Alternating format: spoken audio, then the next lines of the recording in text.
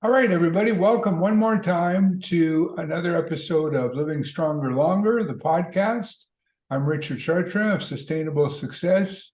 I'm a personal trainer or exercise instructor here in Oxford Mills, Ontario, Canada. And today I'm joined by Nigel Allerby. Most people, I think, probably know him as Hawk Allerby. First became aware of Hawk through Facebook, actually, as I look at different Facebook, I look at people with commonalities, and we have a couple of commonalities. We both share the same favorite philosopher of Ayn Rand, and we both work in high-intensity training, and we train clients. And over the years, as I've watched some of the posts that Hawk has made, I became more and more interested. A little while back, we had a conversation, first sort of in text back and forth, and then last week, about a week ago, we had a chat and discovered that we have an amazing amount of common. Might be, a long lost brother here from another mother type of thing, because we have so many things in common. So, Hawk, I know that now you're training people. The name of your business in Brisbane, Australia is Hit Fit. And I'd just like to ask you to start off a little bit of your journey. So a short bio, touch on your fitness journey, your philosophy journey, whatever. Just let us know a little bit more about you to get started, please. Okay, sure. Well, thank you very much for the introduction. Thank you very much for having me on. I have been involved with the high-intensity training for over 30 years now. I'm getting pretty old. And my original journey started with actually martial arts. I wasn't involved with high-intensity training for some time. I was involved with martial arts, and I was very involved with martial arts. I studied Taekwondo originally, became an instructor in Taekwondo, Korean karate, and eventually moved into doing Wing Chun Kung Fu, become an instructor level in Wing Chun Kung Fu. I've instructed for over probably 30 years. Still instruct to a small degree now. I won a national championship in kickboxing, full contact in the ring. I started to get to the stage where I wanted to build up my strength and muscle for the fighting, and that's where I started learning to do the bodybuilding. And I did the general way that most people train, fairly voluminous approach, a lot of volume, a lot of time in the gym. But I started to read a bit about some of the articles, and I think it was Iron Man magazine or maybe another magazine earlier, of Mike Mentz's articles, and that's when I first started to trick that there was a different way to actually train and realize, okay, that there's not just a volume approach, there's also another approach to be taken. And that's where I started looking to Mike Mentz's work. And I was quite intrigued because he was a very intellectually inclined person. He was different to everybody else that was writing. He made a lot more sense. He was more structured in his ideas and principled in his ideas. He talked a lot about philosophy here and there. When I got his books and started reading to those a bit more, I realized he was talking a lot about Ayn Rand and philosophy. And I'd, of course, been brought up through the martial arts to study, the Zen Buddhist, the Taoist type of philosophies, and I thought I knew something about philosophy. Of course, I was just a naive idiot. When I started reading Ayn Rand's work, I realized how little I actually did know about philosophy and how much more there was to understand. And that's when I started my journey into philosophy. So I have to thank Mike Mentz, A, for putting me on the right track with the methodology of training, and B, with the understanding of philosophy to get a starting point into philosophy, which I've been now studying for well over 25 years probably. So that's something that I really found of great benefit to my life in the long term. It's very hard to impart to clients in a short space of time you spend with clients some philosophy. I try to here and there, but of course people are tied up with the worldly events of what's going on in their own lives, and it's hard for them to break free and think outside the box, as it were, and think in a wider abstract way into philosophical terms and understandings. But to some degree, I think I've had an influence in that respect as well. So over the years, that's what I've been doing. I've been training people, getting amazing results with people, from up to, my eldest is 85, just turned 85 years old. I've had to do 1,000-pound leg presses on a short range movement. 1,000 pounds for a small woman at 85 years of age is pretty impressive. We're looking at about 460 kilos. That's pretty impressive when you think about it. So that's an example of what you can do if you train effectively, even in the later years, and maintain. She just travelled over to New Zealand just recently. Been over to New Zealand. She's been over to Rome. She's travelled around. She drives herself to me. Walks like there's nothing wrong with it. She's on no medication. It gives you an indication of how the benefits of training effectively can lead right up to later years and keep someone strong and healthy. You know, she's got to hold herself back from doing too much because she tries to do too much around the house. She's got to be a bit careful because she can fall down and hurt herself, of course. But she's got the arm and she's got the muscle there that's helping to keep herself in much better shape. And I train people as young as 10 years of age. So everything in between. Generally, a lot of my older clientele is my bread and butter in a sense because they recognize the value that I'm offering to keep them healthy and strong long term. And it's not about looking your best. I've competed in bodybuilding competitions and done fairly well in the past. But it's not just about looking your best when you get older, of course. It's about maintaining health and longevity and being able to function and do the things you want to do. And that's really about strength. And it's about keeping the body fat down, keep the body fat levels down, and the strength up are the two main operatives that a lot of people miss when it comes to fitness. That is all about, and unfortunately in our culture, it's all about volume, how much you can do, flipping ropes and sitting on rubber balls and running backwards and forwards and beat tests and all this rubbish, which really has no significance. It's what I call it activity. I don't call it exercise. So when I say exercise, I mean something very specific. I don't mean all these other activities, which is what unfortunately, most of the mainstream ideas are out there, as you would be aware of, Richard. Right. So that's amazing, the thing you're doing with those folks in their 80s and all the way through. So you're helping to change people's lives, literally. And the main thing, I mean, exercise is widely accepted as being beneficial for folks, but you're doing it without destroying their bodies in the process. Whereas a lot of exercise methodologies out there, it's almost like a drug that has therapeutic effects, but it also has some serious side effects. And I like to think of what we do as having the therapeutic effect, but not the side effects because of the accent on safety. When you were doing kickboxing and you started, was strength training at that time common with folks in martial arts, or were you sort of a pioneer when you got into that? Well, I've been a bit of a pioneer in both fields in the sense that I sort of brought high intensity training to Australia. It wasn't really here before I arrived, to my knowledge. And to my knowledge, it's still not a big thing in Australia, although it's probably starting to grow a bit. And in terms of the martial arts, I was doing something quite different at the time. And I was looking at any options. I had a great interest in Bruce Lee. I thought he was a pioneer in the field of martial arts in the sense that he was utilizing this and that and the other thing from different martial arts and blending them and making a better martial art out of it. A lot of martial arts mired in the traditionalist idea. You've got to do things a certain set way that traditionally they did it. Now, that's not, how you should develop and evolve in terms of fighting styles. You should always be developing and evolving. The old Western boxers used to go around like this. That doesn't happen anymore because they'll learn a better way. Right. And yet traditional martial arts are pulling their punches back from down here and all this nonsense down low. And it really is outdated and antiquated. So I took bits and pieces and made it a better martial arts, which developed me into a better fighter. I wasn't mired in the traditionalist idea of things. I had an innovative way of thinking. So I was doing that with the martial arts.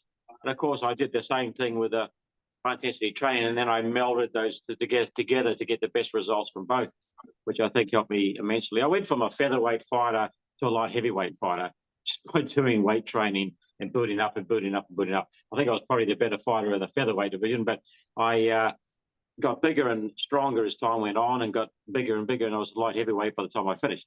I was about 87 kilos on stage, about 6% fat bodybuilder, so fairly solid, only about 175 height, so pretty solid, pretty big for a natural bodybuilder. Of course, you get to a stage where you're going up against guys that are starting to take some ponderous amount of drugs and they walking out like giants, and that's when my time was like, it's over, I've done enough of what I wanted to do naturally, and that was good.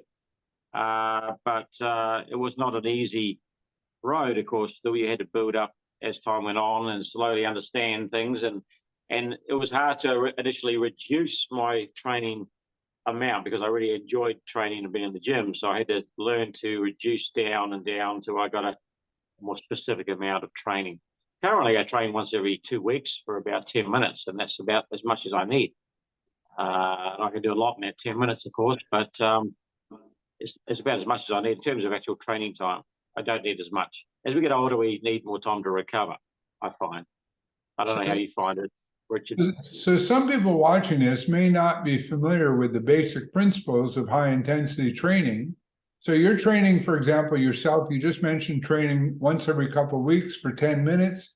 You have some clients that are coming in that are elderly, whatnot. So say, for example, what would be the prescription, if you will, if I was a brand new, untrained person coming to see you? And so what would it look like in terms of sets and reps, and how would they be performed? So for folks who are uninitiated, may not be familiar with the methodology, how would the how and why go? Okay, well, I've refined this over years. I like Doug McGuff's Big Five, and I tend to incorporate that as most of the training that I do.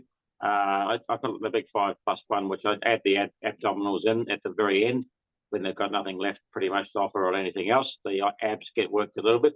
But basically, I put them through a warm-up set and then a main set. That's all you really need. You don't need to be doing any sort of calisthenics or any sort of stretching, all this nonsense. You really just need to warm up on the muscle group that you're going to work. And I've done this for years and years and years and had no problems whatsoever with any injuries or any problems.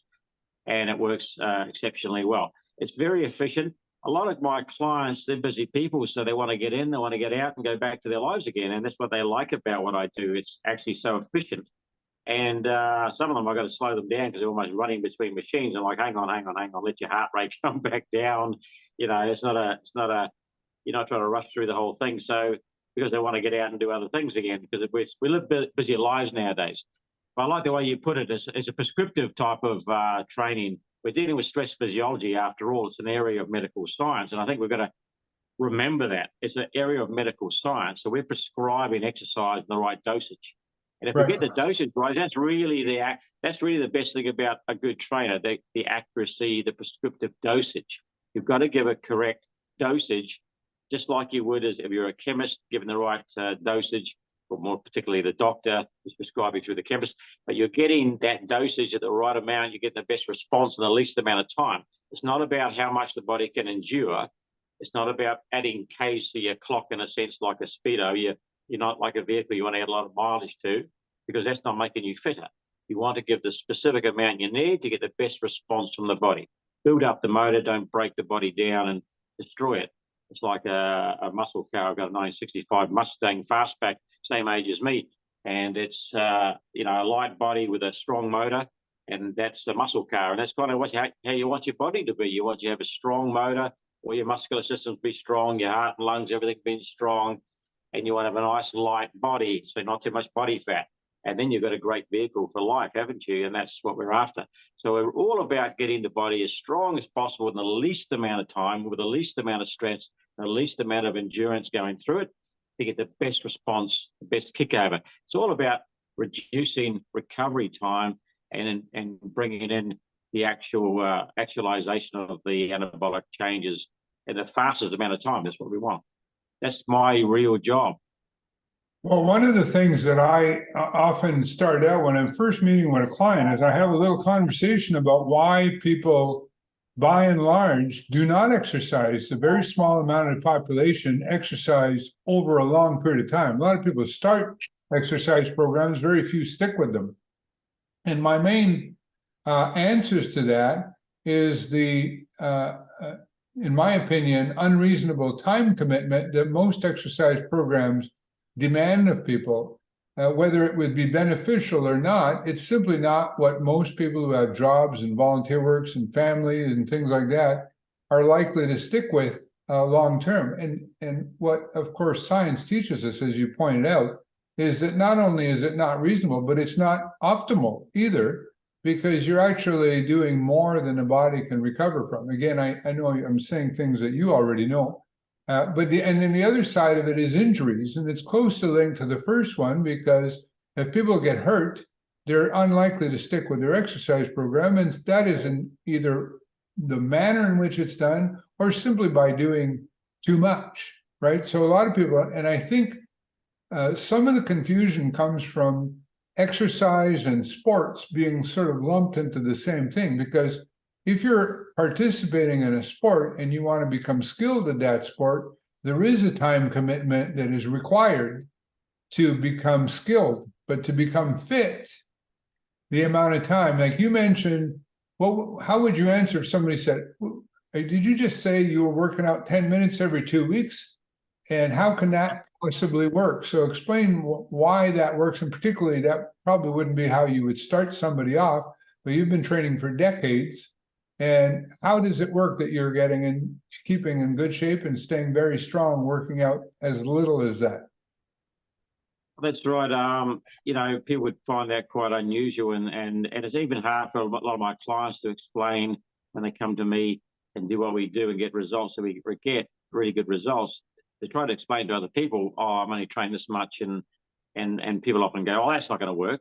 When it clearly, with the numbers that I've got on my computer, and I measure things to the second and to the pound very accurately, and keep track of that very accurately, it's quite clear that it does work. Mathematics doesn't lie. It's working all the time, and it's working across the board, and it's working for 30 years.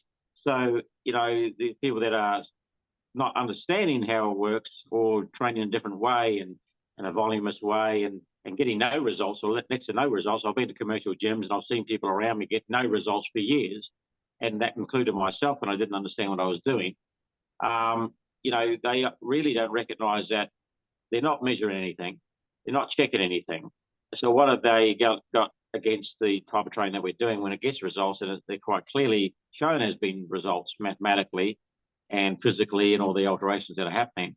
But it's really about understanding that your body doesn't need a lot to get the best response, and it needs time and recovery. It needs time to grow. You don't grow till you recover first, and that growth time happens only after the full recovery. And a lot of people are short-circuiting their recovery and their growth by going back to the gym too early, and they're not getting the results they should be getting. Your body's not going to start decompensating muscle because it's had 2 weeks off. It's actually not. It's probably still growing. It's probably still getting results, even in that 2 week span. If you're an older bracket, you take longer to recover. You've got normal things that you're doing and keeping active, but your body is not still getting some benefit from that workout 2 weeks ago. I've had people come back to me that I haven't trained for 2 years, and they're still about the same strength as the last time I trained them. Your body retains its strength for a hell of a long time. I try to explain it this way, that as you're growing up from a little child, a little tricycle, pumping your legs up and down on a tricycle, then you go to a bicycle, then you might run up and down a hill and play some sports. Your body builds muscle over that time period, and you don't go backwards and lose that muscle. Generally, you hold on to it.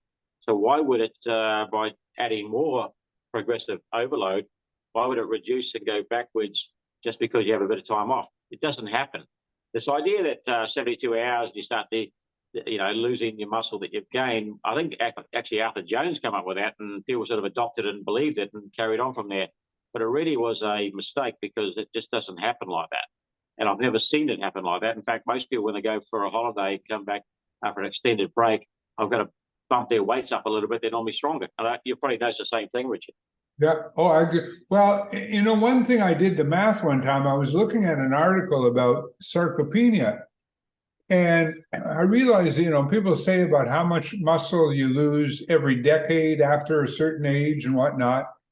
But even people doing that and talking extremely decades, if you measure how much they're losing in a year or in a month or in 3 months, that sarcopenia, certainly given enough decades, becomes cumulative and becomes significant, but it's still really, really slow. And that's for people who are not working out, not doing anything, presumably. And it's still, the body is still retaining muscle, and it loses it slowly. So it gives it up. So certainly somebody who's working out regularly, who takes a month off, isn't going to suddenly lose all their muscles that they've built. The body it's metabolically expensive to build that tissue in the first place. So it's not going to give it up easily. So that's where, and I have a new client now, and she's a great client, and I really like her enthusiasm. She's coming in, but she wants to come twice a week and wanted to know why can't she come 3 times a week?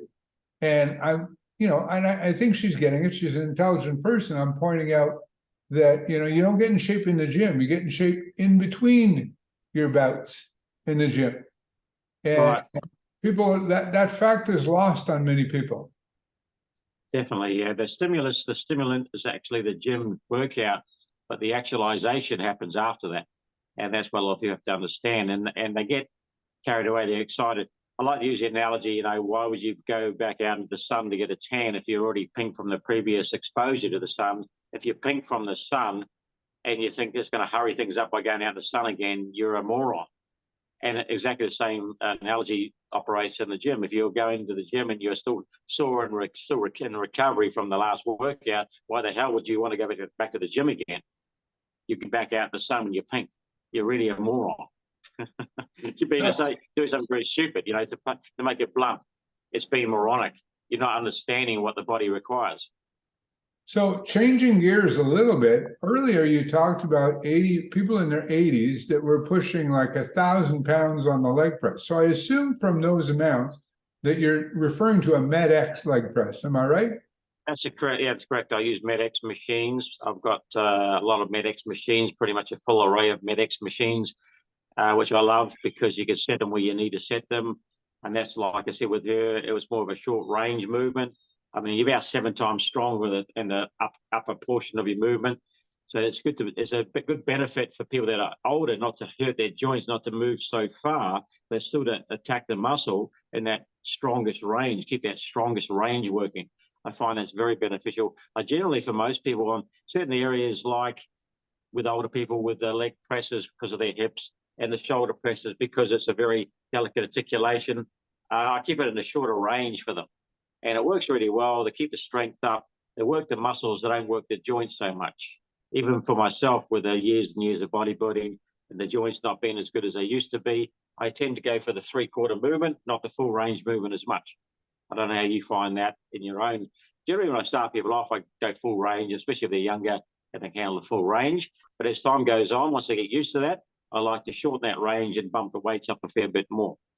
To me, weights are king when it comes to building the muscle. I know there's a lot of the ideas out there that you can go lighter and just go to failure. But I mean, eventually you've got to go up in the weights to progressively overload. And my view is if you're not lifting reasonably heavy weights, you're not going to get the best muscle density. So I noticed, though, and correct me if I'm wrong, that along with machines, I've seen posts, I thought I saw, maybe I'm mistaken, you're using some rubber bands too, and X3 That's right. like that. That's right. I did a podcast with Ayn Meyer. I don't know if you've seen Ayn Meyer and some of his YouTube stuff, and he's been using bands. And some people in the HIIT community are critical of bands, and I understand about strength curves and all that. But Ayn Meyer, I thought, had a really good quote. He said, "Different tools, different rules." Meaning, if you know that the strength curve is different, then you adjust how you do the reps. So, how are you using resistance bands in your workouts? Okay, so I incorporate those a little bit because I've seen some of the studies and the science behind it, and it makes sense. It's again that using that strongest range at the top of the movement. Your bands have less resistance, obviously, at the base, and then a lot more at the top. And these bands are very high-end types of bands. They're not the average sort of ones you get from your Kmart or your Big W's or whatever. They're much more advanced ones. So they're very strong. I've got one that goes up to 240 kilos. So you load up 240 kilos on a bar or whatever. You take a bit of time. You got about 4 plates each end of an Olympic bar, etc. So I can grab the band, put it over someone, and be in that mode of training them in a very short time. So it's very efficient from my point of view. But the results have been very good. It's pushing out a lot. The only thing I would say is it's hard to get a band that's sort of incrementally smaller increments. You've got to go from one jump, you jump right up to a higher level of weight quite quickly in the band, so that makes it a bit difficult. But I use it for bicep curls, for bench press mainly, those two exercises. I do that. It's just destabilizes the body a little bit, so it's a bit like using a bar without having the danger of a bar falling on someone and having to spot them as much. It works well. I even use the vibrational pad when they're doing the bicep curls to kick in a little bit more of growth hormone that's supposed to work, a little bit of growth hormone release for them and endorphin release for them. So just for a little bit of an advantage there as well, and doing the bicep curls. But other than that, I've used machines most of the time. I will occasionally use dumbbells for some clients that I think are up for it. A lot of clients haven't got that motor skill, they haven't got the balance, they haven't got the coordination, so I'm not too keen on them doing that, just in case of the injury side of things. Machines are much safer generally, especially medics, because you're not locked in the machine. You can get out of it quite easily and what have you. So in terms of spotting them and the safety, of course, safety is always number one. You've got to keep things safe, otherwise give it up, don't do it. And unfortunately, with all the CrossFitters and these other types of training, they're not a safe type of training, so they give us a bad name in a way, because a lot of people get injured in these types of activities, and we're all lumped into, fitness and training. So we're very different to that. Our training is much different to that. And I've been training people for like 30 years. I've had a couple of people have muscle strains because they didn't listen to me and were moving too fast on the warm-ups and strain their muscles. But other than that, hundreds of clients, thousands of workouts, it speaks for itself. Well, in CrossFit, interesting, just a word on that. Like, to me, I think of CrossFit as a sport rather than exercise methodology. And one thing I heard recently, Jerome Armstrong was saying in one of his YouTube videos, I don't know if you've seen, he does some good stuff on social media and on YouTube. And what he pointed out is that some of the top CrossFit competitors do not do CrossFit for much of the year. When they're outside the competition, they do more traditional strength training and whatnot in order to stay as injury-free as they can, so that when they're not injured when it comes time to do the competition. I thought that was an interesting development. And obviously, if you're going to compete with those sorts of things, because they're very skilled movements that you're competing in, you have to practice the skill. But like Olympic weightlifting or powerlifting or virtually all sports, there's a high element of danger. And but I thought it was very interesting that some of them are waking up to the idea that in order to be as strong as they can, they need to take several months a year where they actually don't do those movements. Now, that's right. Yeah, that makes sense. They also read on Facebook that for some of your clients, or maybe not necessarily your strength training clients only, you were giving either lectures or actual courses in the objectivist philosophy of Ayn Rand. Is that correct? That's right. Not just clients, but other people. But yeah, just a small group. I've been doing lectures off and on. And I often get bugged until I do another lecture. I get some people sort of saying, when are you going to do the next one? And what are you going to do with the next one? And I'll eventually, it's more of an introduction to Ayn Rand's philosophy generally, the basics of understanding metaphysics, epistemology, ethics, the big three. We go into a little bit of the other areas as well, sub branches. But generally, I just give them a good rundown of the philosophy of objectivism and how it's different to the ideas that are generally in the populace, and given a good understanding of the basics is really what I'm trying to do. It's not going too elaborate into things, although I do expand a little bit into other areas, but generally I just give them the basics and try to make them understand what the value of philosophy is. And I think that's the difficulty with a lot of trainers who don't study philosophy. They have nothing in the way of a ground to stand on when it comes to people disputing their type of methodology. They don't run right back down to the metaphysical understanding that A is A, there's something here, it's got to be what it is, there's no alternative really. If you get it right to the facts of science, within a certain range, you can't change things too much and still keep it right. And I think that's a big mistake in our industry, is that a lot of even the high intensity trainers, they deviate too far out of the range of understanding. We talked about bands earlier, and a muscle does not care whether you're holding a kettlebell, a dumbbell, or a band. It's getting some sort of resistance. And as long as you go to muscular failure within a certain range and utilize it correctly, it's going to be a change in the muscle, as long as you can progressively overload, do things correctly. So A is A, that still holds to that because it's still holding to the principles of exercise science. And I think that understanding of the methodology based on a proper philosophy helps a lot to keep it all secure. Without that, I don't think people can really understand what it is they're doing, because science of science is philosophy. A PhD is doctor in philosophy. So if your philosophy is out of order, if your philosophy is haphazard and misunderstanding of the facts of reality, you don't have a correct epistemology. If your psycho-epistemology is all over the shop, then you're not going to have a very good methodology long term. You're not going to hold to things properly. I think a lot of my clients enjoy the fact that I'm very certain, I'm very clear, I'm very concise, very rational, and I don't change from day to day or week to week or month to month. It's very consistent all the way through the years I've been training. Hasn't changed a lot. It's been within a certain range of understanding, and that doesn't change. That doesn't alter, because the methodology is correct to the facts of the nature of metaphysical reality, and our knowledge of it, our epistemological knowledge of that reality, is a very secure thing once you get that context. It's all about the context and holding the correct context and not letting nonsenses come into that context and disrupt it. Right. Well, and there's a saying, if you don't stand for something, you'll fall for anything.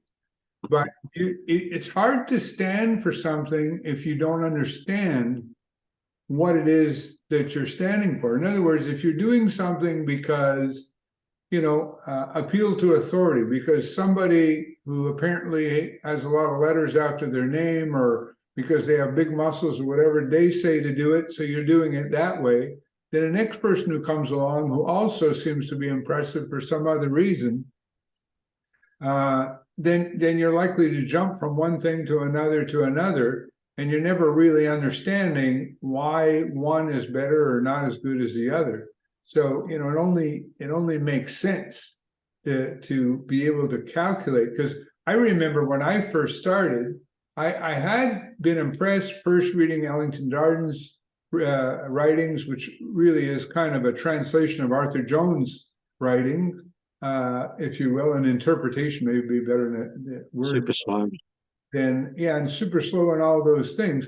But I remember when I read Mike Mentzer's books, at first I was, why is this guy talking about philosophy? And get on with it. I just want to know, show me the workout. And, we talked about this last week when we were chatting. It was like, okay, I'm skipping ahead in the book to get to the part where the workout is and who's this Ayn Rand person and whatnot, only to realize after, and of course, Mike, it's very difficult to get somebody to truly appreciate Ayn Rand's work by reading Mike Mentzer's books. You know what I mean? You know that he's enthusiastic and it seems to make sense, but until you pick up the book and you read it. So what was the first book that you read by Ayn Rand? I think it was, it may have been Anthem, but I was very impressed by The Fountainhead. I love the idea of this person who, didn't care what the rest of the world was doing, was concerned about what he was doing correct to reality. And that's what I really took out of that book, is that somebody was so secure in his character that nothing around him would shake his ideas. And that was really the way I was with martial arts, is the way I started to become, and I was starting to become with the training, with high intensity training. It was something that nobody else was doing, but I knew it was right to reality, and I didn't care what everybody else was doing. So that unshakable character that holds to the truth, irrespective of everything around him, or the cultural anomalies that tell him to do something differently. And, coming back to this idea that we're dealing with a stress physiology field, what people have to recognize is stress is a negative imposition demand. It's a negative with a capital N, as Mike Mentzer might have pointed out. You do something negative to the body. So what do you want to do with that? You want to get the least amount of negative for the most amount of positive. Right. And that's really what we're after. And that's all we're after, really. Once you get that understanding, then you change your whole idea of training. And yes, it's great to train. Yes, it's an improvement to the body, but let's not overdo this. Let's do exactly what's prescriptively required. And that's the key element of a good trainer. And most trainers are out to think that stress is good and that more stress is better. And if you did a little bit, that's good, but more is better. Then more of that is even better again, and do it every day and do this and do that. All they're really talking about is activities that stress the body in a minimal amount that don't do much to change the body fundamentally. You need a high intensity of exercise, and you need a specific amount for a short time period, and that's it. You don't overdose it. And I think you're bang on, and of course, Mike Menser, stress physiology sort of shows that the concept, when people say X is good for you and Y is bad for you, that's an oversimplification, because it's a spectrum.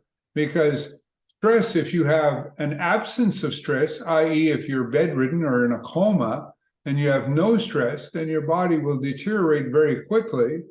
That's right. And if you have too much stress, so, the dosage analogy, which I'll give credit, I don't know if he came up with it first, but, the dose response analogy that I've heard used by Doug McGuff, about below a certain dosage, it's ineffective. Above a certain dosage, it's toxic. And there's that therapeutic window in the middle that's just right. I refer to that as the Goldilocks. I don't know if in Australia, Goldilocks and the Three Bears is also a popular child story.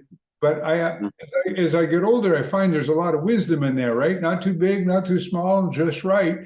And that's true. And I even think in terms of, people will say, for example, alcohol. Not that I'm trying to say alcohol is a good or bad thing, but, once you start to drink, at one point your liver adapts to a certain point. And actually, your liver is probably getting better at detoxifying a certain amount of alcohol. And then if you go to college and do a lot of drinking and partying, you might get to be one of those people who can drink other people under the table. But if you continue along that path long enough, then pretty soon you're overriding your body's ability to adapt. And next thing you know, you wind up destroying the liver. So with exercise, I think that can happen the same way as if you overdo it. You might for a while, and that's why I think people starting out can get good results, even overtraining, even doing a lot of different things for a time. And then after a while, it's like, oh, the injuries start to occur and everything else. And the reality is that most people somewhere along the way quit. And in some ways, it's good because they didn't stick to it long enough to completely destroy their bodies. But every now and then you run into somebody who drank the Kool-Aid and kept drinking the Kool-Aid, and then you discover they may have a certain level of fitness, but they're riddled with injuries.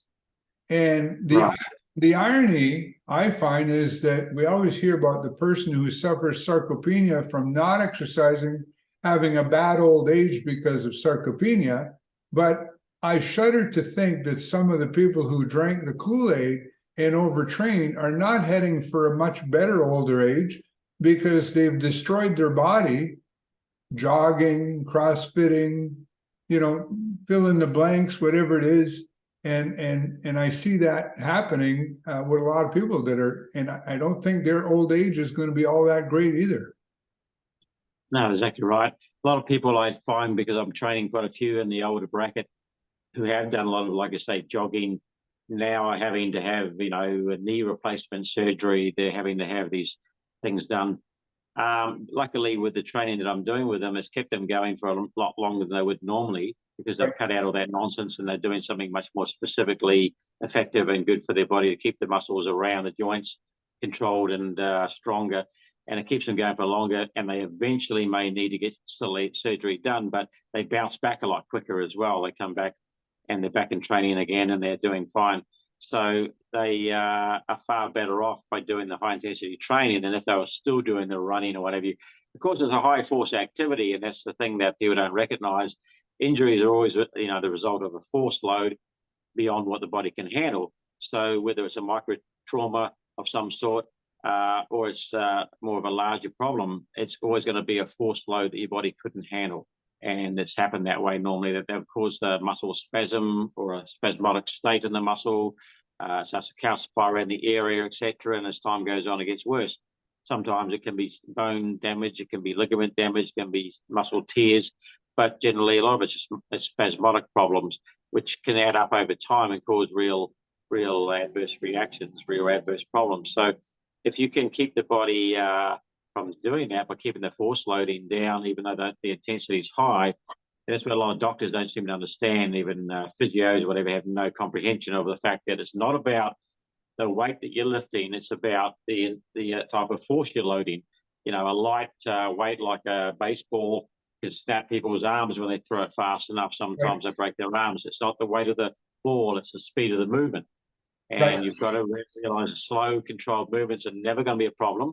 They're still going to be very intense and get a reaction, but they're not high force. So it's very safe for elderly, for young, for all sorts. Well, professional athletes, many professional athletes, after they retire, live out their remaining years with nagging injuries, and many people, they've destroyed their bodies. At least in the case of professional athletes, I guess there's some justification if they are good enough that they can earn large amounts of money in the time that they are, participating. But I always think of, for every professional athlete who's successful enough to earn a good living at it, there are probably 1,000 or more who probably did the same damage to their body, but were never able to, crack that high elite. And that's really unfortunate. But also for those of us, we tend to emulate those people and say, well, I want to be in great shape like this guy that does these things. And then the person who should be doing exercise just for their health, their longevity, their functional ability, winds up getting the injuries that should only be reserved, if for anyone, to a professional athlete. If there's somebody's making millions of dollars a year, they're putting their body on the line. Well, you can kind of say, well, we're talking about millions of dollars of years to put their body on the line. But, most people, there's absolutely no need for it. And it's kind of tragic that it happens because of what we said earlier, misunderstanding of some basic principles.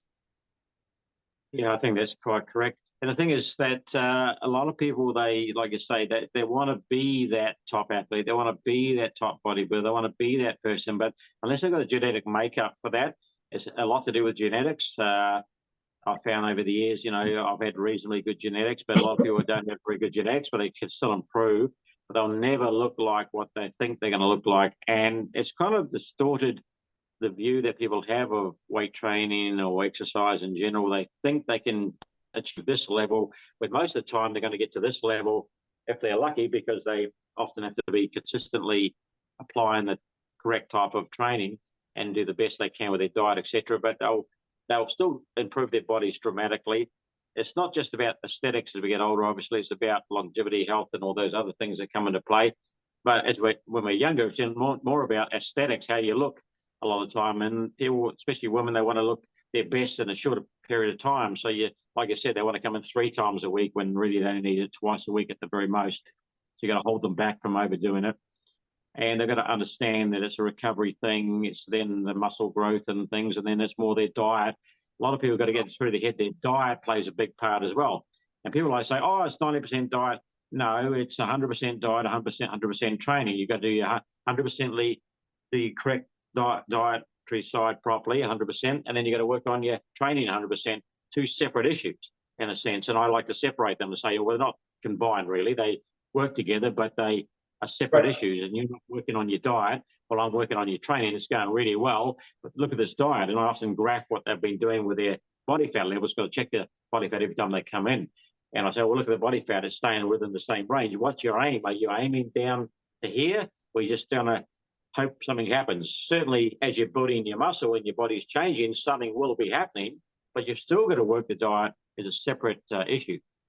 Right. Well, and you talked about genetics. That's a good point. Well, to touch on people's expectations. So first of all, there's genetics. And secondly, there's drugs.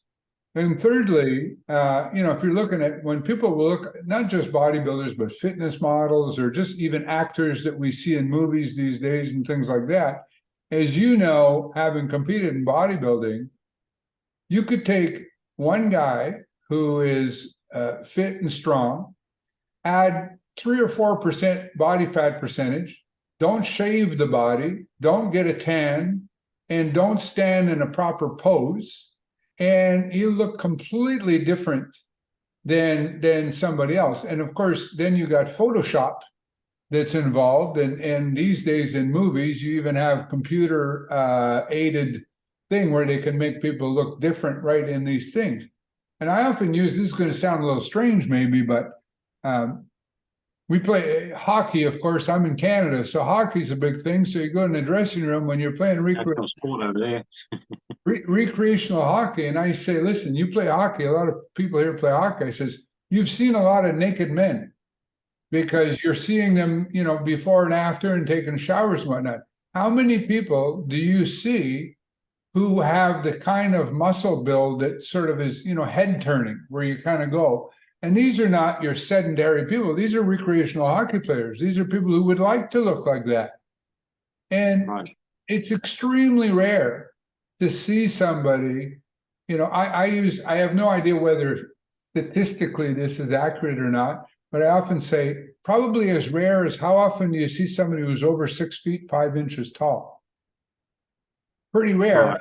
And I would say it's probably somewhere in the same ballpark is how often do you see somebody, but people just assume, well, this guy is big because he must spend hours in the gym, because they think the only difference between me and him is hours in the gym, when in fact, that person was likely pretty big and strong before they even looked at a weight. Exactly, yeah. And the other aspect of it is the mental aspect. You know, a lot of times, I mean, we're trying to train to failure, which of course most people get close to it, don't get to absolute failure. If I put a gun to their head, they'd probably get another 2 reps out. But it's a mental aspect. I have very few clients coming through, and there are a few who have the mental fortitude to really push to that point of failure. And they get the best results, of course. They get the results that everyone else is looking at and going, wow, they're getting great results. Now, you know, like you said, they're not going to get the results of a genetically gifted person who's a 6'5" monstrosity that most people aren't. They're not going to get those results, but they certainly get results that are head-turning to some extent, because they're pushing themselves with their dietary side, and they're pushing themselves with their training. And, you know, others just look on in disbelief almost. How can they push themselves so hard? It's a mental aspect as well. They've got that mentality that they will push themselves. And this is the sort of person, I got one in particular, where he's come a long way. He was a bit of a skinny, sort of fatty sort of body, and he's built up quite a bit where it's quite prominent, muscular chest, quite prominent. He's really happy with himself. He's never going to be a top bodybuilder, but he looks great. And he could probably do quite well in these fitness model type of categories. And he's done really well because he's got the mindset. We just had a competition recently to lose body fat and see how much body fat you can shed and get in shape. But he's won it for, I think, 4th time in a row. And he's probably the leanest one out on the outset. There's a lot of people with much more body fat, and he's still losing 4.5 kilos of body fat and beating everybody else. And it's getting to the point where it's ridiculous. No one wants to compete in them because he's going to win them, because his mindset's there. And it's about and I had the same mindset when I was bodybuilding and martial arts work as well.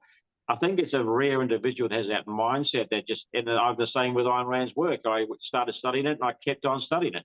I think that that's a rarity as well. It's not just the body's genetics, it's the mental aspect. Right. Would you agree with that? Do you see that in your own training? Well, I think what happens is in the prevailing philosophy is, you know, to fit in, right? Not to be an individual, not to stand out, to fit in. And what I believe is if you're going to get good at anything or really knowledgeable, whatever it is, you have to have dedication. And people will often rationalize and justify, and they say something, and, you know, the mediocre will put down the excellent, and because that excellent person is making them look bad, right? And so they'll say, well, I could do that too, but then they'll try to find issues with that other person. Like I worked with salespeople for a long time. I managed salespeople. And the mediocre salespeople would often talk about I could be like that, but he's pushy, or he never spends time with his family, or he's unethical, or whatever it is. They would always try to find clay feet. So they just wanted to fit in and be mediocre, whereas the other people didn't care what anybody else thought. They just wanted to be excellent. I mean, not to say that some people are, because they don't have a good philosophical background, maybe do cut corners and do things they shouldn't do because they're focused on the wrong thing. But yeah, I think that fitting in, being part of the tribe, fitting in is stuff, and that means you don't want to be the worst, you don't want to be the best, you want to be in the middle, comfortably in the middle, where you're not going to offend anybody, but you're not going to be judged. And too many people, and it comes from being second-handed, essentially, right? Where you're worried about what. So yeah, you'll see that. And that's why I always loved working with people, and still do. And one of the things I love about training people here is when you see somebody and they're doing it to the best of their ability. Think of how privileged we are in our jobs, that we get to watch people pushing themselves to their limits, doing their best every single day. That's kind of a really cool thing to be able to witness, right? And that's right. And the energy that's manifest when you have somebody that's like that, you get a buzz off it, they get a buzz off it, and we both come out of it with a better sense of life. And then you get others who walk in and it'll drag your life down in a sense, because they have no get up and go, no energy. So you got to really put a lot of energy into them to get them going. So some clients require a lot of gearing up to get them going, and some you almost got to hold them back from overdoing it, because they are those with overabundance of energy and interest. And it's quite correct. There's all sorts of in-betweens. But generally, with most people, I get the best results I can out of them. And you've got to understand how a person ticks in a way, and what makes them tick. So you've got to be a little bit of a psychologist a little bit there sometimes, and you're probably a bit like hairdressers, having to deal with all their daily problems as well, because they bring those into the gym sometimes. So you tend to become quite friendly and quite have a conversation and quite a relationship with clientele. Different to being a gym owner where people come and go and you wouldn't have a clue who they are. As a personal trainer, you are much more committed on a personal level with that person. And I think that's a big part of what we do. It's a psychological exercise as much as it is a physiological one. You can do the training quite easily. That's straightforward. Psychologically, it's gearing them up and making them understand why they're doing it, why they're pushing themselves. And I think that's a part you've got to do as a trainer, which a lot of trainers, like I've had trainers come to me and say, I don't know how you get your people to do what they do, because I can't get my clients to do that. I say, because you don't understand what you're trying to do. You don't understand the methodology. Once you understand it, you can then impart that onto them, and then they'll understand why they're going to do it. But if you don't understand it, how are they going to understand it? Right. So you got to understand it first, and then you pass that on. This is the reasoning. This is the rationale for why we do what we do. And that's why we push ourselves. I mean, you might only get to 95% failure, but that's going to probably trigger what we need.